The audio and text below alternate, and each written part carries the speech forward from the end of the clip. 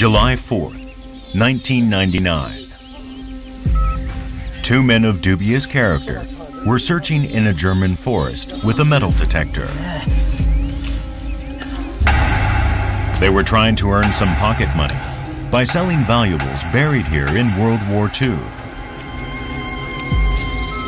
But they also found something incredible. Hey, there's something here. Come on, hurry up. Wait. Here. Where? Here. Okay. Hey, go.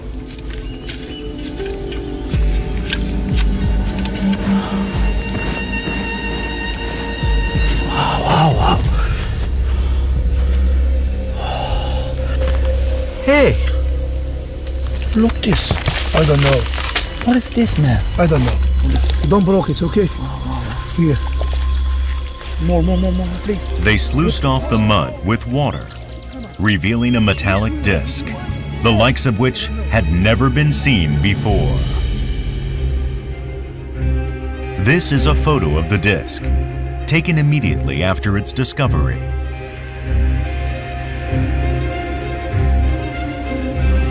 Its diameter was 30 centimeters, and it weighed about 2 kilograms.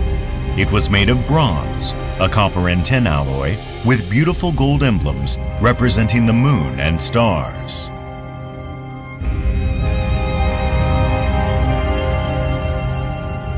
It described the night sky.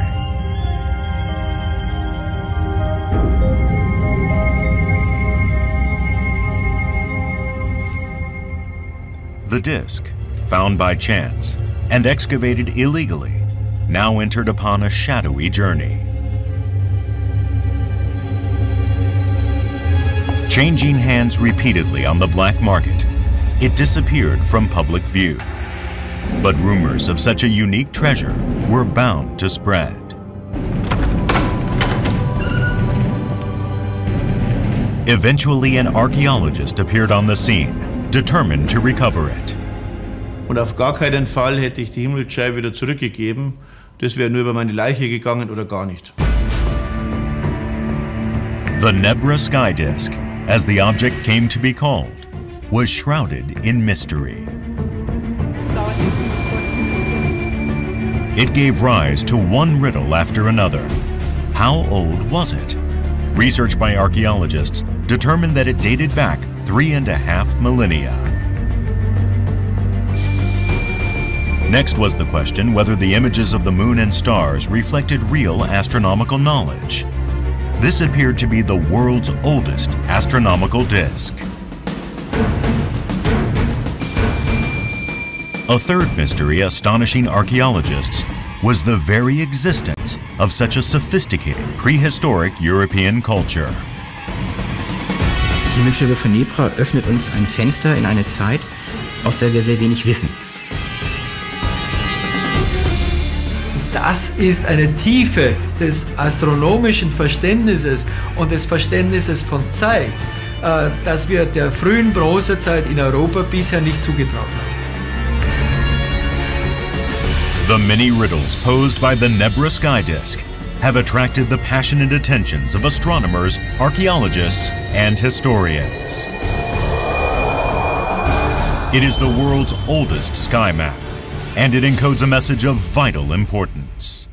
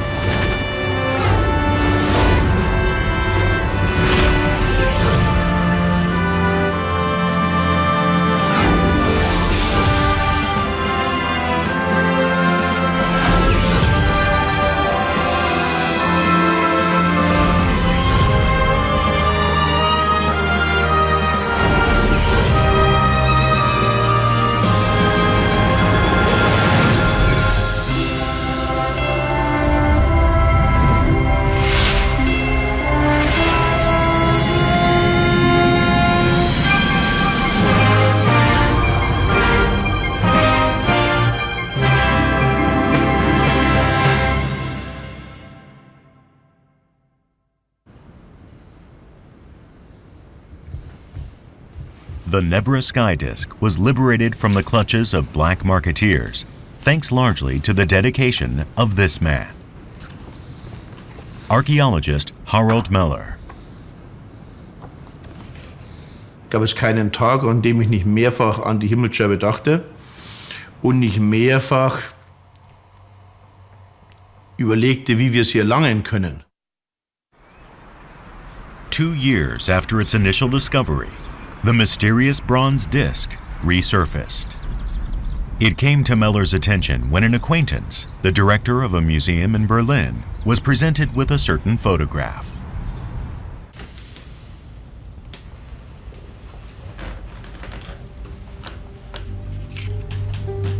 If you display it in your museum, you will certainly have a lot of guests.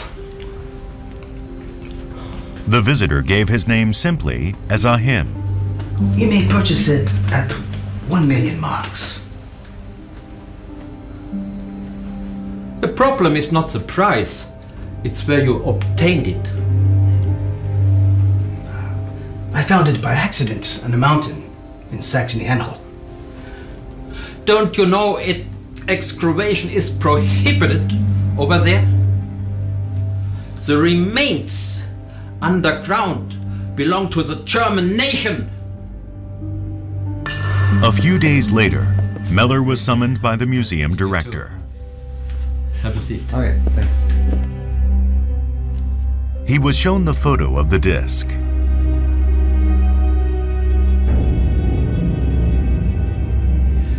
He left in a haze, leaving this picture, and he has never been back anymore.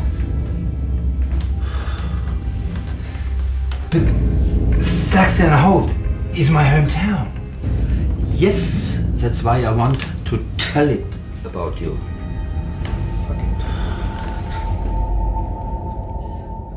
Und von daher war ich von dem Bild überwältigt und wusste, es handelt sich hier, wenn echt, um einen der bedeutendsten Funde der Archäologie, wahrscheinlich um einen der Top 10 überhaupt. From that day onward, Meller searched for the bronze disc, but to no avail. Until one day.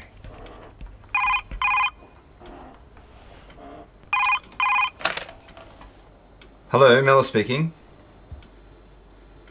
I received a picture of a bronze disc from the publisher of a journal titled Focus. They asked me to verify the authenticity of the disc. I wonder if it is the disc you were looking for. Is that true? Thank you. The call was from a fellow researcher.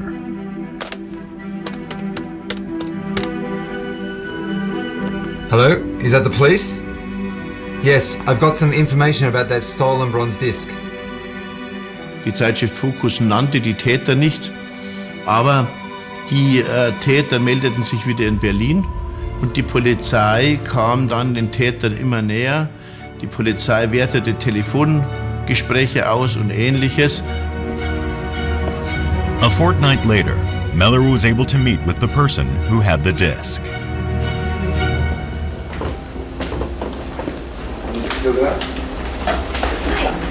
I'm Harold Miller. I'm an archaeologist. I'm glad to meet you. Nice to meet you. I had an expert verify the authenticity of the disc. However, I was surprised to learn that your friend wished to purchase it. She gave her name as Hildegard. She was an art collector, she said. Ihr Wunsch war, die Himmelsscheibe in einer Zeitschrift publiziert zu sehen, von Archäologen als Experten bestätigt zu sehen, um sie dann am schwarzen Markt wohl teuer verkaufen zu können. I would like to research the disc. Could you kindly sell it to me? Yeah, no problem. But because you're buying it for science, I'll let you have it for 700,000 marks. Okay, yeah, could you let me look at it? I can't show it to you here. But please come to Basel, Switzerland, and I'll exchange the disc for 700,000 marks. Basel? In Switzerland? Located at the Swiss borders with both France and Germany, Basel provided easy access and easy escape, making it attractive to black marketeers. When the German police requested assistance, Basel prosecutors decided to use Meller in a sting operation to send a message to all would-be black marketeers. Detective Peter Gill was in charge. Und da haben wir uns natürlich vorbereitet und man hat ja den Eindruck, dass die Schweiz ein Ort ist, wo man einfach illegale Kunst umsetzen kann.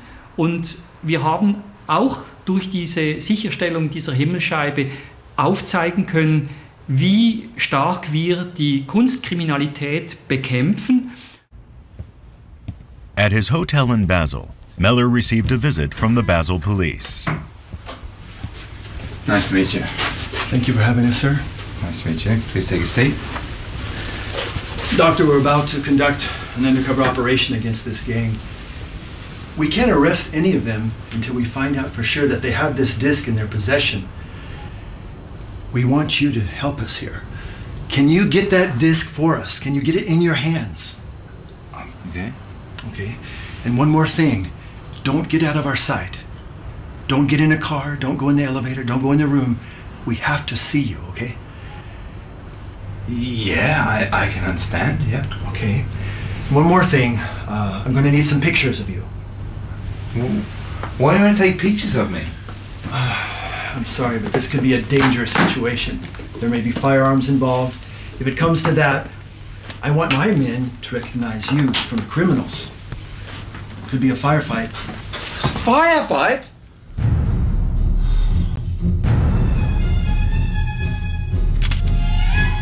Und vor allem ganz wichtig ist, Herr Meller hatte keine Ahnung, ob Beamte dort waren. Man hat ihm einfach gesagt, haben Sie keine Angst, wir sind da. Aber er wusste es nicht. Hätten wir nämlich ihn informiert, wo unsere Beamten sind und wie viele es sind, dann hätte er vielleicht hilfesuchend herumgeschaut, wo sind sie, wo können sie sein? Und das wollten wir vermeiden. Meller got word from the sellers that they had taken a room at a hotel. When he arrived, he was greeted by Hildegard and a man he hadn't met before.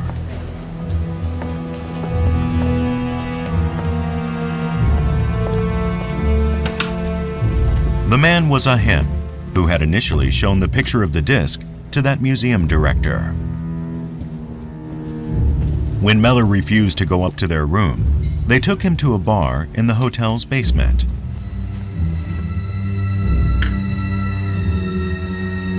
The location for the sale had been changed on the spur of the moment, and there was no one in the bar who looked to Meller like plainclothes police.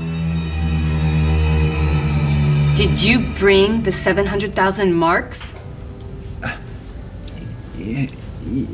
Yes. Actually, under police instructions, Meller was not carrying any money. Show me the 700,000 marks. I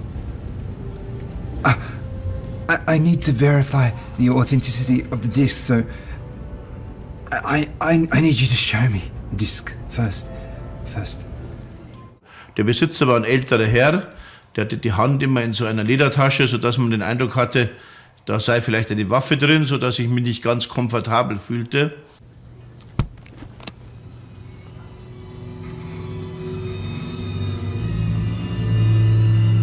This sword was found with the disc. Can you use it to verify the authenticity of the disc? Meller could not let this chance to recover the bronze disc slip through his fingers. To buy time until the police were ready to pounce, he played along with Hildegard's offer to test the sword. Was it authentic? Yes. I'm happy you think that. Selbstverständlich kann man die Echtheit nicht am Kaffeeaustisch prüfen, aber es sollte nur ein Vorwand zu sein, ob die Objekte zu sehen. Concerned that the two criminals might not have the disc with them, Meller forced their hand. Can we do the transaction another day? Because you don't seem to have the disc. I have the disc.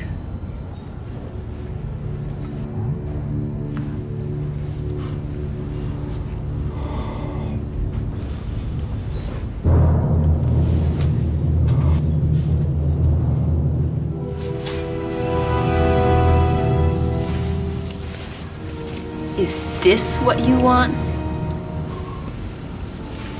Yes. Just then, Come on! Hold it! Get off of me! I didn't do it! I didn't do anything! Me too! All of you! it turned out that almost all the bar's customers were plainclothes police, about 30 of them. Ich wusste nicht, dass ich verhaftet werde, aber ich war sehr froh, dass man mich sehr schnell wieder freiließ. Und als ich fragte, warum ich auch verhaftet werde, sagte er mir, das macht man immer so, weil man hätte schon aus Versehen die Falschen laufen lassen.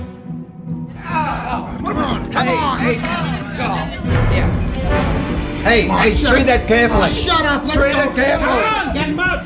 Move it! Out of here! Treat it carefully. In diesem Moment habe ich dann gesehen, dass Herr Meller viele Schweißtropfen auf dem Kopf hatte, weil er hat sich wahrscheinlich gesagt, mein Gott, 3 Jahre suche ich diese Himmelsscheibe, dann kommt irgendein Kriminalbeamter, nimmt die in die Hand und lässt sie vielleicht noch fallen.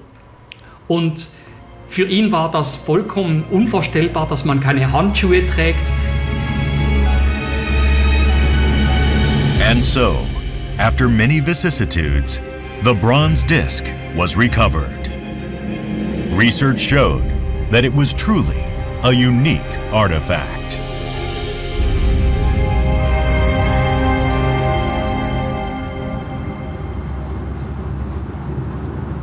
Testimony by the black marketeers established the excavation site. It was near the small village of Nebra in the German state of Saxony-Anhalt.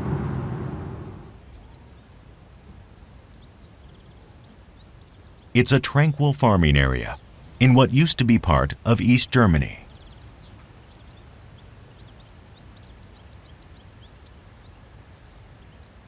The mysterious bronze object was named after this nearby town. At 250 meters elevation, Mittelberg is the tallest hill in the area around Nebra.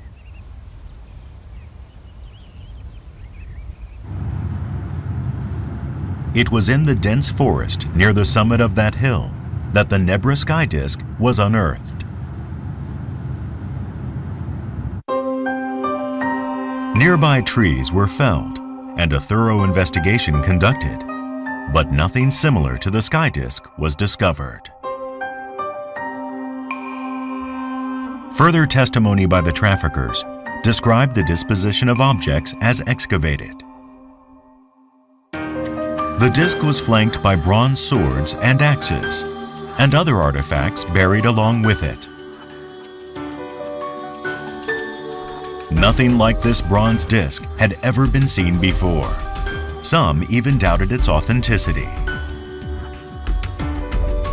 Aber wir hatten noch keine so richtige Vorstellung. Wir haben das einfach abgewartet, bis wir den Fund bekommen, bis wir ihn analysieren können und vor allem, bis wir die Echtheit prüfen können. The Reiss-Engelhorn Museum in Mannheim, Germany. Here there is a specialized laboratory that can determine whether unearthed artifacts are genuine or not.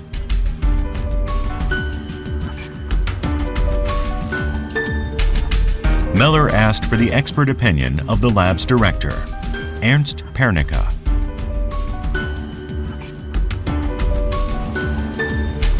The latest technology is used to ascertain the composition of an object.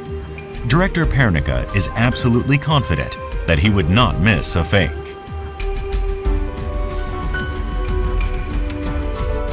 Ein wichtiger Hinweis für die Echtheit von Bronzeobjekten ist die Korrosionsschicht.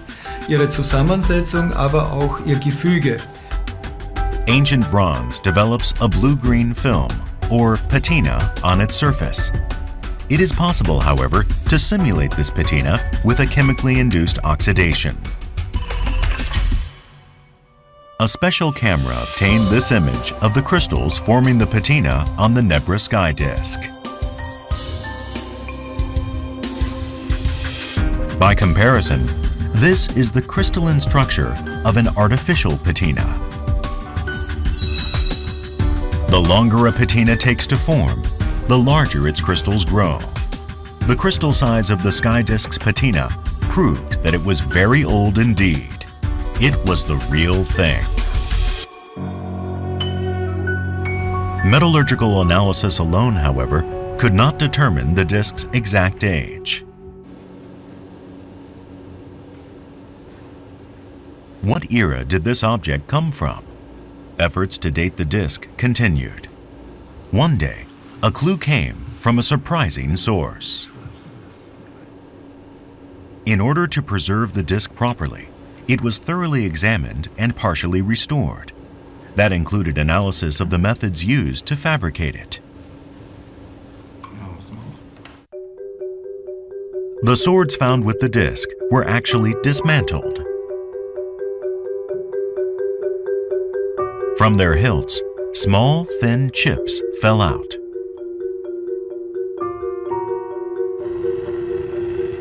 What could they be?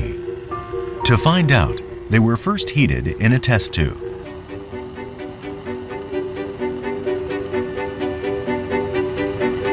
The goal? To smell the fumes. Und dann dachte ich, diesen Geruch, irgendwie kennst du so ein bisschen wie Weihrauch oder ein bisschen was anderes, aber auch, wenn man Birkenpech herstellt, was auch so ein prähistorischer Werkstoff ist, dann riecht es genauso. Und dann dachte ich, Moment, vielleicht ist es Birkenrinde. Dann bin ich zum Landeskriminalamt gefahren, Rasterelektronenmikroskop, und habe mir diese Stücke im Rasterelektronenmikroskop angeguckt. Moderne Birkenrindenstücke daneben, es ist genau das Gleiche.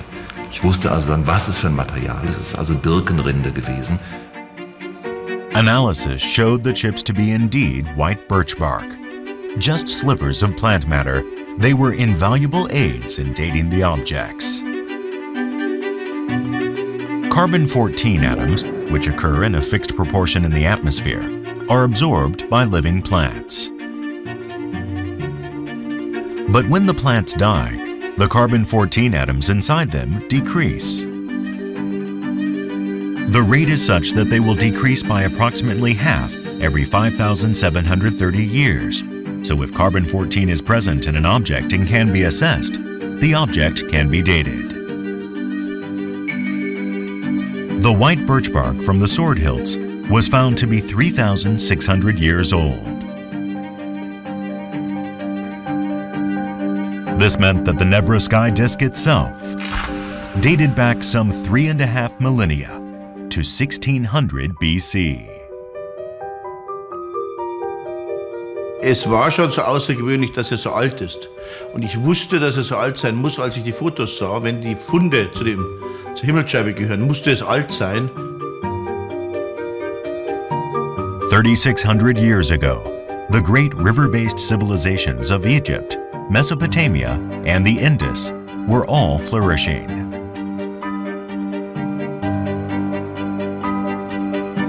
In Europe, no high-level civilization existed at the time, or so it was thought.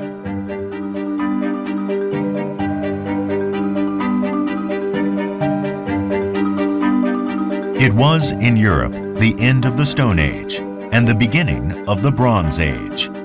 The disc must have been created by people who had only just acquired metalworking technology.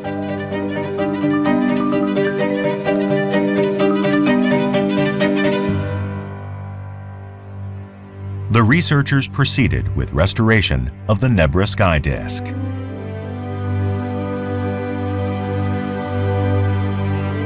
This CT scan reveals the disk's insides. The darker portions indicate corrosion.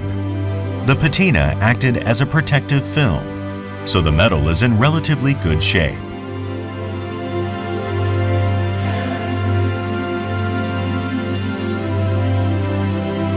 One area requiring restoration was the inlaid gold circle, a portion of which had ripped away. Fortunately, the missing bit was discovered at the excavation site, so experts were able to put it back in place. Analysis of the bronze also enabled them to visualize its pre-tarnished appearance. When the bronze in the disc was new, it had a coppery color. The gold decorations would not have stood out much.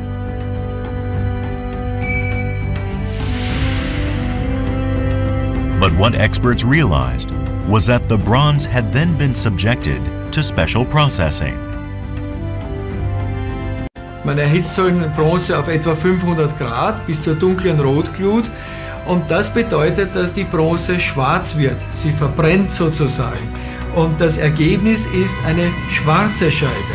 Diese schwarze Scheibe ist hier dargestellt.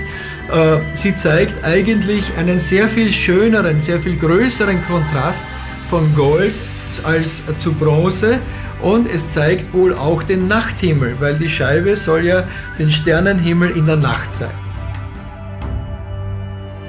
Researchers turned back the clock on 3,600 years to visualize the original appearance of the finished Nebra sky disk. On a dark disk, golden emblems of the moon and stars shone brightly. The disk beautifully captured key figures of the night sky.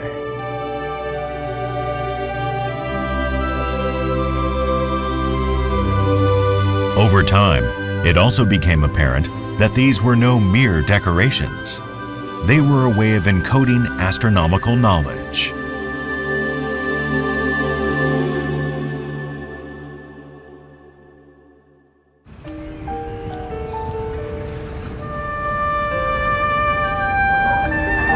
Saxony-Anhalt. The German state in which the Nebra sky disk was discovered maintains a museum for prehistory in the city of Halle. Artifacts from ancient Europe are on display here. Since restoration, the Nebra sky disk has been kept here under strict security. It has been displayed in its own exhibition space. Many people have viewed it.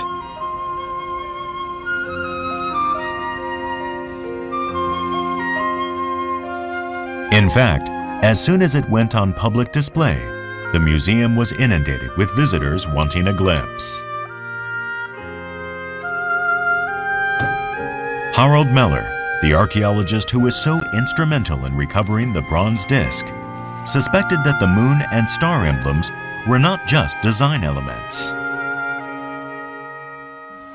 Es war vollkommen klar, dass die Archäoastronomie hier zur Entschlüsselung der Himmelsscheibe eine zentrale Rolle spielt. Es war auch klar, dass dieses Bild verschlüsselt war und es ist auch klar, dass dieses Rätsel nicht einfach zu lösen ist. So Meller asked the opinion of astronomer Wolfhard Schlosser. As an expert on ancient astronomy, it took Schlosser only one look to note a feature of great interest.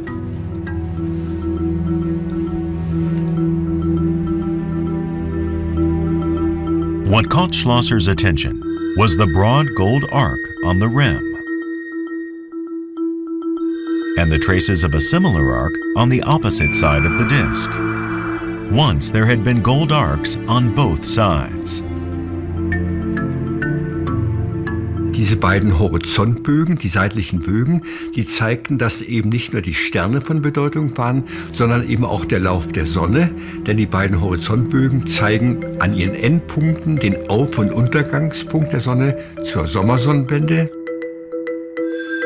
If diagonals are extended toward the disk's center from the tips of the arc on the left, they meet at an angle of 82 degrees. Schlosser believed this to be significant.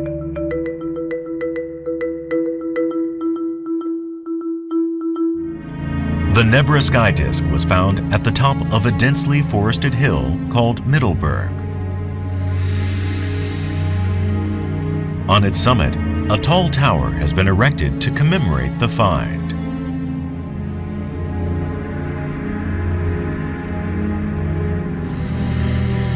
A curved disk in the ground beyond it marks the excavation site proper. The hole was filled with resin and is now well protected by this polished stainless steel disc.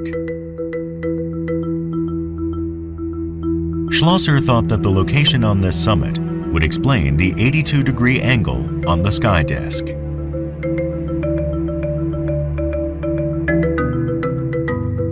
He ascertained the arc traced by the sun during the winter and summer solstices, as seen from the summit of Middelburg.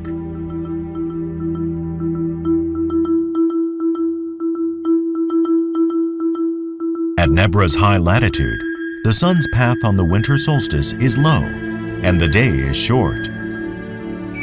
On the summer solstice, however, the sun's path is high. From sunrise to sunset, the day lasts for 16 hours. The endpoints of the two arcs on the sky disk, thought Schlosser, might represent sunrise and sunset for the summer and winter solstices. And indeed, the actual angles, measured with a compass, are 82 degrees. The same as the sky disk. Und dieser Winkel von 82 Grad ist der Winkel, den der Sonnenauf- und Sonnenaufgang zur Wintersonnenwende, zur Sommersonnenwende und den entsprechenden Untergang für die Breite dieses Gebietes markiert. The Nebra sky disk thus indicated the winter and summer solstices at Middelburg. It is the world's most ancient astronomical disk. 3,600 years ago, the forests thereabouts were felled to permit agriculture. The panorama of faraway mountains on the horizon was unobstructed. Middelburg was a valuable location for confirming the winter and summer solstices, and for accurately tracking the seasons. A number of villages arose at the base of the hill, encircling it. With their accurate knowledge of the seasons, they were able to secure bountiful harvests.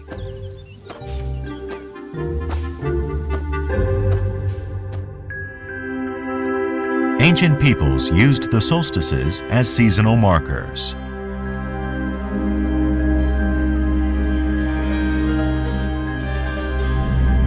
Other ruins were found near Nebra, serving a similar purpose.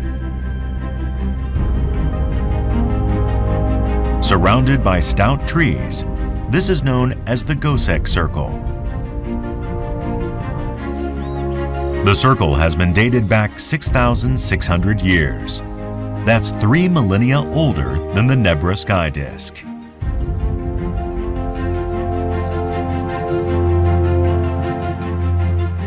The timber palisades are a recreation, but gaps in them point precisely to the endpoints of the sun's path on the winter and summer solstices. Standing in the center of the circle, one can foretell the advent of the seasons. In der Lage waren oder den Leuten suggeriert haben, den Leuten vorgemacht haben, sie wären in der Lage sozusagen diese Kreisläufe zu kontrollieren, indem sie sagen, ab heute ist das neue Jahr, was beginnt. Jetzt werden die Tage wieder länger.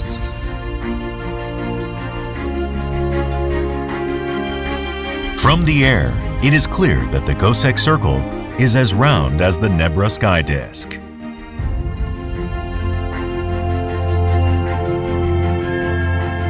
One also notes an 82-degree angle between the lines, connecting the endpoints of the sun's path on the two solstices, just like the Nebra sky disk.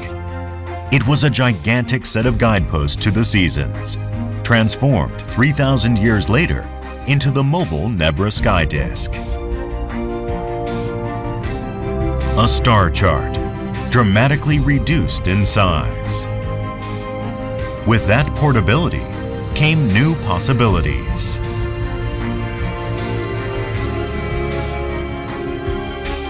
Also die Himmelsscheibe selber stellt ganz normales bäuerliches Wissen dar, was jeder Bauer wusste. Heute gibt es noch Bauernregeln überall in Europa und sicher auch woanders, wo also die Bauern nach dem Laub der Sonne oder den Sternen dann ihre jahreszeitlichen Aktivitäten einrichten. Das war bäuerliches Wissen, kein Wissen von wenigen Eliten oder Herrschern. Small and easy to carry, the sky disk seems to have been intended to let the general farming population share the knowledge of the seasons. It may have been thus that knowledge of astronomy spread amongst the people.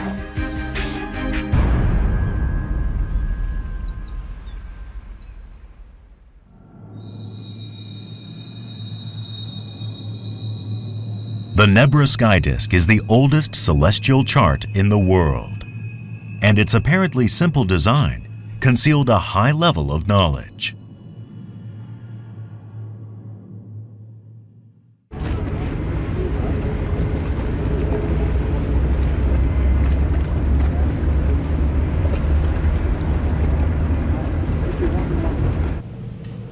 Ralph Hansen examined the sky disk. Hansen was then at the Institute for History of Science, Mathematics, and Technology at the University of Hamburg. He delved into the mystery of the crescent moon pictured on the sky disk. Und das haben wir hier vor uns. Wir haben ein sehr komplexes Wissen auf diesem Objekt, was uns zeigt, man hat hier einen Kalender geführt, der sehr komplex war. In fulfilling that calendrical role, Hansen says, the sky disk's incorporation of a full moon and a crescent moon is of great significance. The phases of the moon had been used calendrically since time immemorial.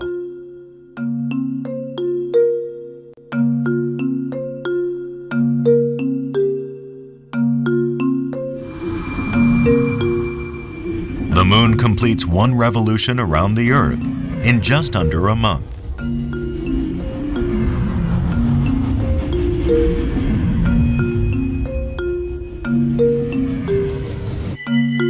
For that reason, its shape, as seen from Earth, changes periodically. Since the moon could be seen by everybody, it was convenient to base a common calendar on it.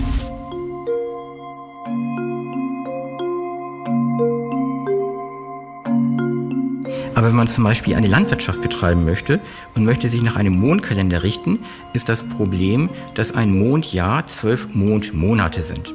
Das ist 29,5 Tage mal 12, 354 Tage. Ein Mondjahr ist damit 11 Tage kürzer als ein Sonnenjahr. The Earth completes one circuit around the Sun every 365 days.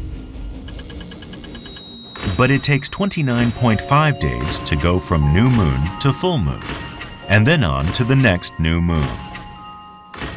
So 12 full lunar months only add up to 354 solar days. That's 11 days short of a solar year. By the end of the next year, the discrepancy would be 22 days. After 3 years, it would be a 33-day deficit, about a whole month. The discrepancy between the lunar calendar and the actual seasons would only increase. Reconciling the solar and lunar periods required inserting an intercalary month about once every 3 years. Hansen discovered that knowledge of these intercalary months was encoded in the symbology of the sky disk. There were 32 stars scattered over the surface of the sky disk. He noticed in particular a unique cluster of 7 stars, hardly a random grouping. Ancient drawings have been discovered elsewhere with just such a cluster of 7 stars. They are the 7 sisters of the Pleiades. Wir sehen Sterne gleichmäßig verteilt, ein Symbol für den Sternenhimmel ohne konkrete Sternbilder. Wir sehen eine auffällige Ansammlung von Sternen in Form einer Rosette. Das soll die Plejaden symbolisieren. Es ist naheliegend, da ich in verschiedenen Kulturen eine solche Rosette als Symbol für die Plejaden habe. In the northern hemisphere, the Pleiades star cluster shines most visibly in winter, in the constellation Taurus.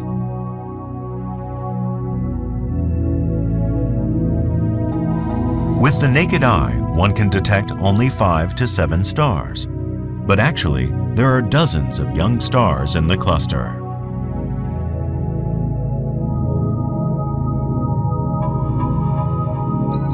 In Nebra, it is visible from autumn to spring.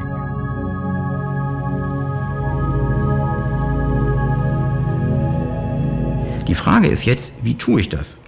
Nach mathematischen Regeln oder gucke ich am Himmel, wann es notwendig ist, es zu tun? Das wäre dann beobachtungsorientiert. The sky disk used concrete symbols based on observation, such as the Pleiades and a crescent moon. The positions of the actual celestial objects in the sky indicated when to interpolate intercalary months. Starting in October, the Pleiades rise in the east after sundown, illuminating the night sky for half a year, until the following March. During that period, the moon, as it revolves around the Earth, approaches the Pleiades once a month. As the Earth revolves around the Sun, the location of that closest passage between the Moon and the Pleiades changes from month to month. The shape of the Moon in that position changes with it. A full moon in October, diminishing to a crescent moon in March.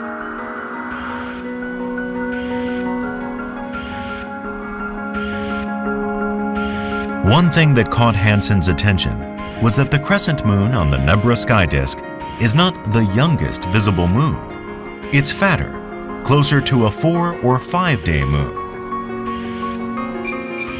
Starting in October, with the full moon near the Pleiades, spring can be expected the month after the thinnest crescent moon appears in the same vicinity.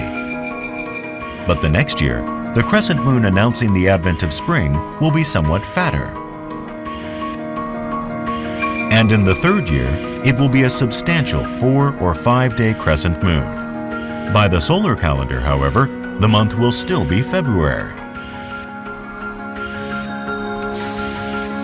Hansen's hypothesis is that the 4 or 5 day moon pictured on the sky disk indicates that when a crescent moon of that thickness approaches the Pleiades, an intercalary month should be interpolated.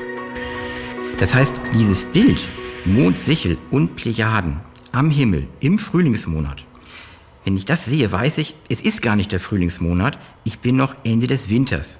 Ich bin im Februar, ich muss einen Monat hinzufügen und dann bin ich wieder richtig im Kalender.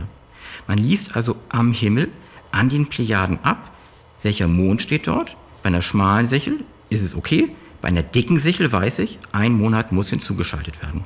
Das ist diese alte babylonische Schaltregel und die finde ich auf der Himmelsscheibe wieder in der Kombination der dicken Sichel mit den Plejaden. Babylon was a great center of ancient Mesopotamian civilization. A Babylonian cuneiform tablet on the stars and constellations discusses inserting an intercalary month based on the proximity of the crescent moon to the Pleiades. The Babylonian tablet was written around 600 BC. The emblems of the Nebra sky disk show a similar grasp of astronomical phenomena and a similar calendrical sophistication a millennium earlier. Ich war nicht überrascht über die Sommer- und Wintersonnenwende, aber ich war sehr überrascht über die Schaltregel. Das war eine Komplexität, die ich nie erwartet hätte. Wir sind in einer Zeit, in der wir keine Schrift haben. Man konnte das Wissen nicht aufschreiben. Man konnte das Wissen aber bildlich darstellen. Und das Wissen über die Schaltregel bildlich darzustellen, ist eigentlich sehr, sehr schwierig.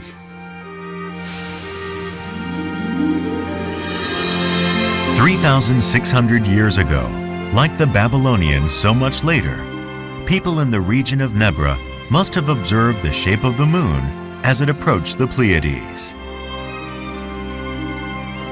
Using stone and wood, they may have recorded the moon's changing shape.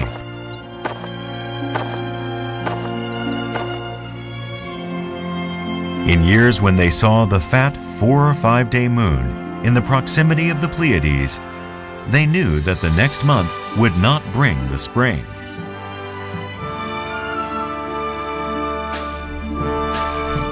In those years, they would know to postpone their calendrical spring by 1 month.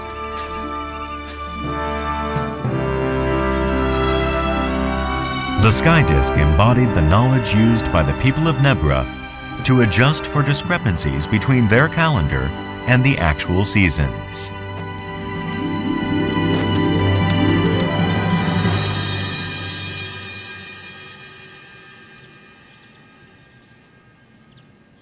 Eager for a glimpse of the Nebra sky disk's excavation site, sightseers continue to make their way to the summit of Middelburg.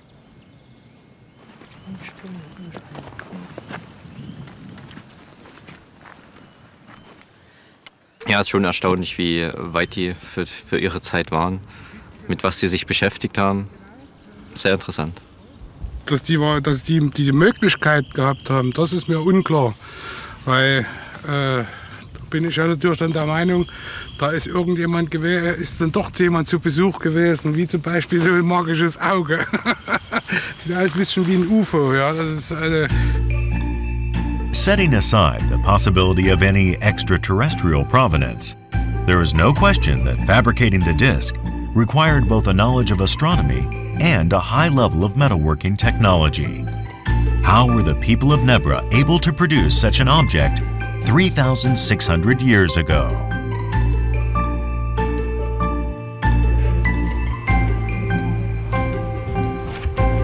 Ernst Pernicka, who had analyzed the sky disk's patina, also looked into the origins of its bronze. Analyzing the alloy's constituent metals, Pernicka and his staff identified even the most minute quantities of a range of substances. The combination and proportions of those substances act like a fingerprint to identify the alloy's origins. Nachdem wir also Mitteleuropa als möglichen Herkunftsort eingegrenzt haben, Deutschland ausgeschlossen haben, bleibt eigentlich am wahrscheinlichsten der Alpenraum. The result of chemical analysis of the copper was a match not with copper obtainable locally near Nebra, but with copper mined in the middle of the Austrian Alps. From that copper source to Nebra is 500 kilometers as the crow flies. The sky disk's copper was a long-distance import. This was an unexpected discovery. As for the origin of the gold, that produced another shock.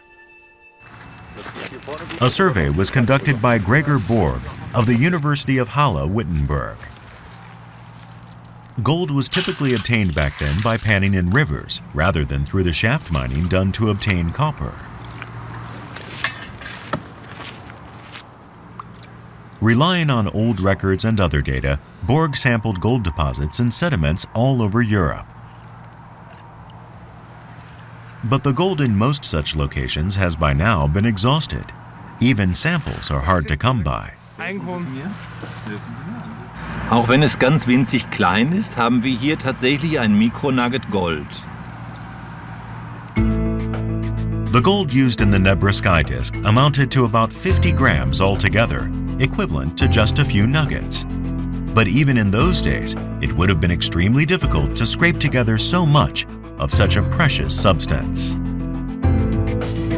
In verschiedenen Bereichen von Europa, nahe zum Fundort der Himmelsscheibe, auch weiter entfernt, insgesamt etwa 300 oder 350 Goldvorkommen beprobt und untersucht. But none of the gold was a match. Having almost run out of possibilities, the research seemed to be coming to a dead end.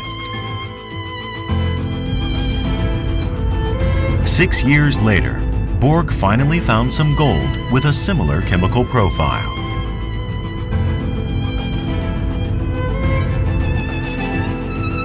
It was on the peninsula of Cornwall, in England. That's more than 1,000 kilometers from Nebra.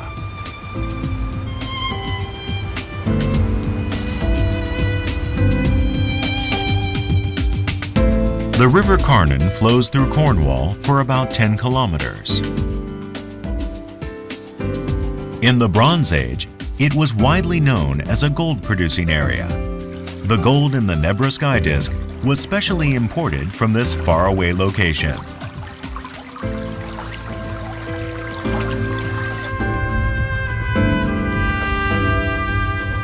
One of Cornwall's remarkable sights is a strange rock arrangement on a moor.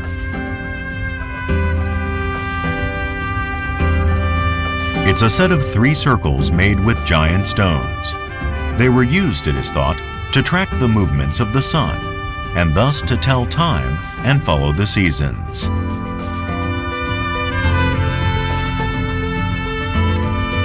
Perhaps by coincidence, they date from very much the same period as the Nebra sky disk, about 1500 BC. Why was Cornwall's gold taken across the ocean to faraway Nebra?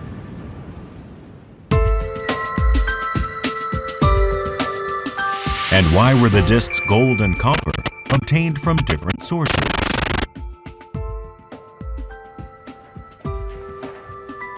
Bert Zich is an expert in ancient European history. He tried to solve the mystery of why the Nebra sky disk incorporated metals from such disparate locations.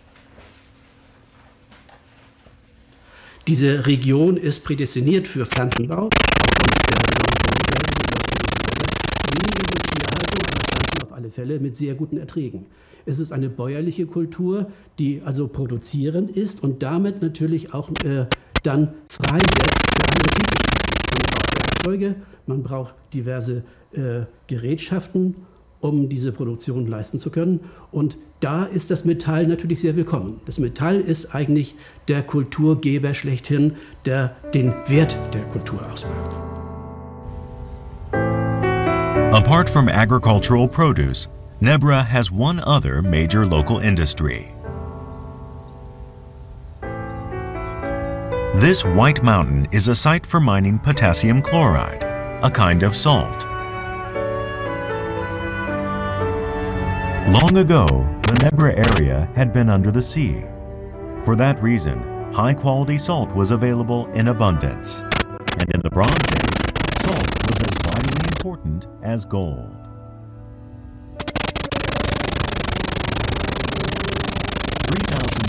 Years ago, people got what they needed by bartering.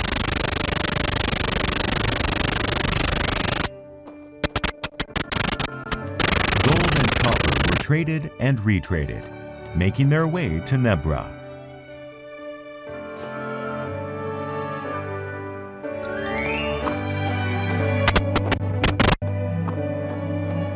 These high-value metals were brought to Nebra to be traded for high-quality salt and other foodstuffs. But transactions were not limited to things. No doubt knowledge was exchanged as well.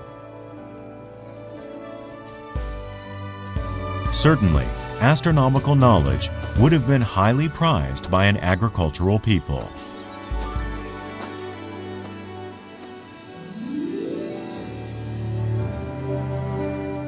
The Nebra sky disk emerged when and where it did, thanks to ancient trading practices.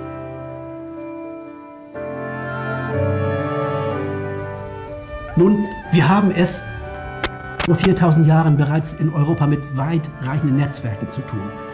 In dieser Region haben wir fast keine Rohstoffe, aber wir haben Know-how. Ganz entscheidend.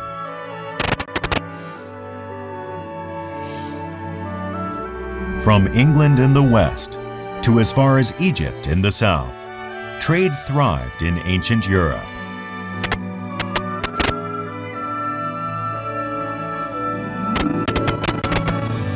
That trade gave birth to a flourishing civilization.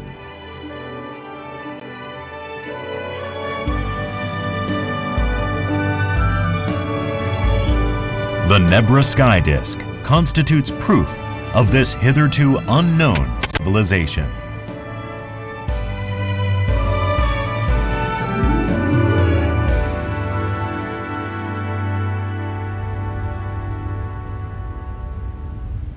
There is also evidence indicating just how dear the sky disk was to those ancient peoples.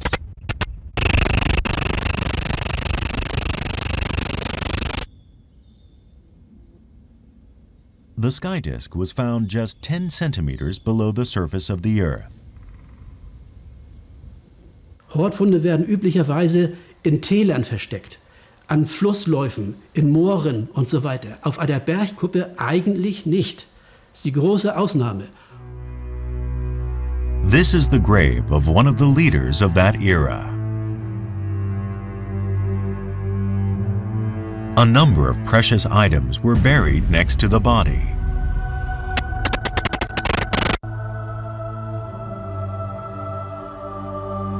Sword blades, axe heads, and other items were buried there in pairs. Similar mortuary items were buried next to the sky disk as well. 2 axes, 2 swords, and 2 spiral armlets.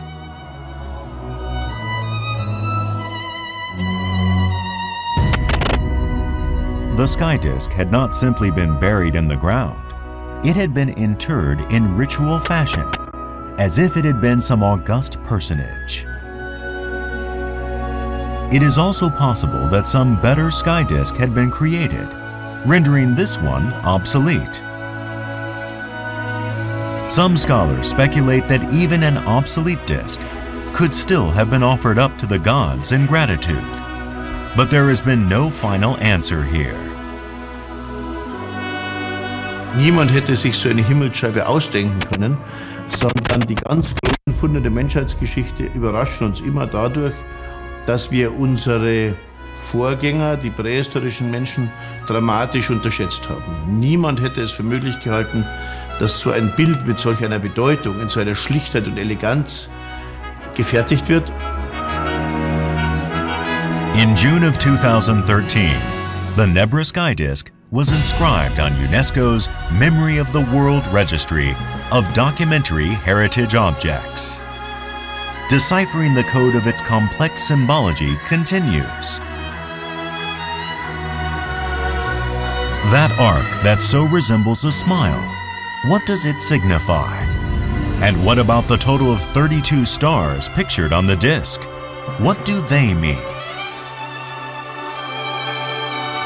3,600 years ago, the people gazing at the Pleiades and the crescent moon discovered marvelous laws of the cosmos.